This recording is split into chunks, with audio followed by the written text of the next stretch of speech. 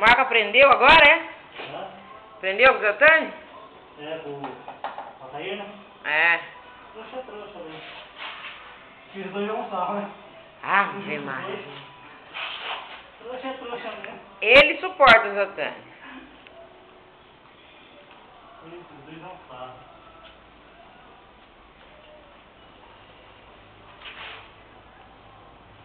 Tá, que geral que você que o rapaz trancou ele lá dentro. Eu sei que trancou ele dentro.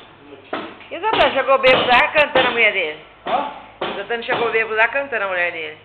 Quem? O Zotani. Aí? Porque ele brinca comigo muito, trouxa, sabe? Ah. Que ele já conhece, né? A gente fez amizade. Não deve fazer igual. Aí chegou lá, ele tirando sarro comigo, brincando tudo. Chegou lá, o Zotani tinha amizade com a Rosângela. Chegou lá, começou bem, vamos sair hoje? A mulher deu uma olhada pra ele, quase bateu nele lá.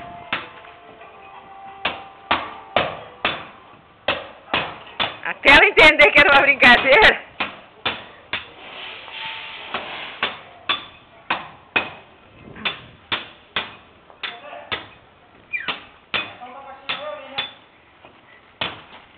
Você pediu? Acho que é lá no quarto, não é?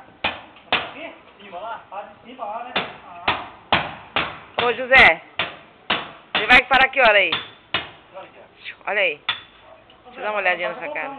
Ah, no quarto nós já colocamos. Se for espaço, vou ter que colocar outra pequena. É isso, né, Chico? No quarto nós ia pôr a pequena e a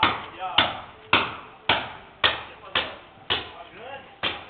Ia passar o fio dos dois e eu ia ter mas eu queria, né? Agora que comprou. Não, essa aqui eu falei porque na atrás aqui é onde você quer. Ah, é. Então eu quero que você vai lá ver se ela mesmo.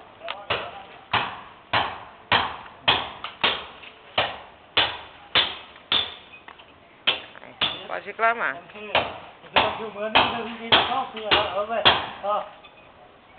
Cadê o... Aí eu esqueci que isso aqui grava a voz.